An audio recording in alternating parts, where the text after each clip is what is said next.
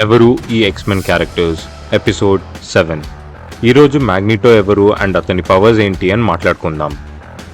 Max Eisenhardt AKA Erik AKA Magneto is one of the most prominent villains and allies of X Men.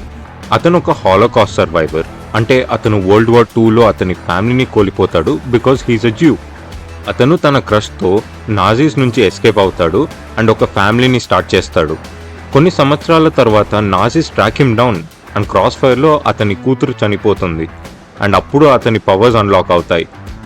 అతను సృష్టించిన విధ్వంసాన్ని చూసి తన wife భయపడి పారిపోతుంది అండ్ అప్పుడు అతను ఇజ్రాయెల్కి షిఫ్ట్ అవుతాడు, where he meets Charles Xavier.